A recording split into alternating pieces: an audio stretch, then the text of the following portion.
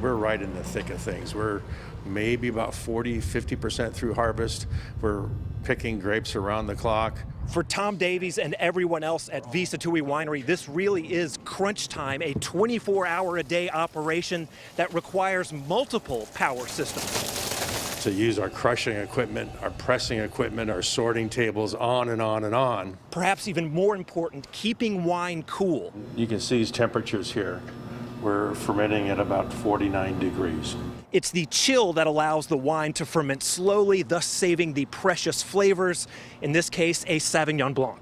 So now power is critical, and especially because we have so many whites that are in fermentation right now.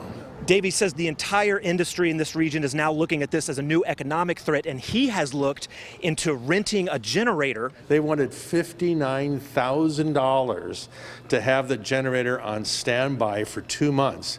After this week, he says he may consider a downsized version for everything that is mission critical. It's a new world for us. You know, we've never had power outages. Maybe once in a while during a big storm in the middle of winter.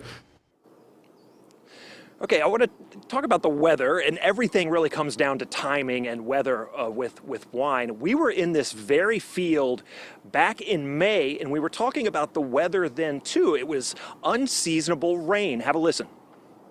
So if we get some heavy rains, those rains will interfere with the pollination. These are self-pollinating.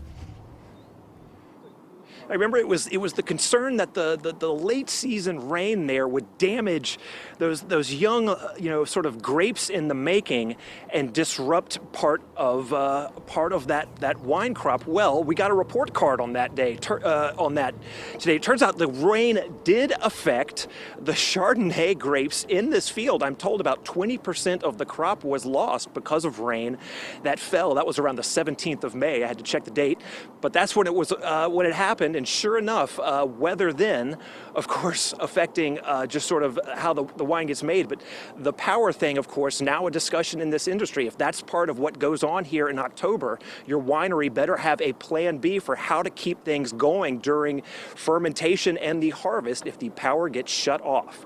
We are live in Napa County. Wilson Walker, KPIX 5.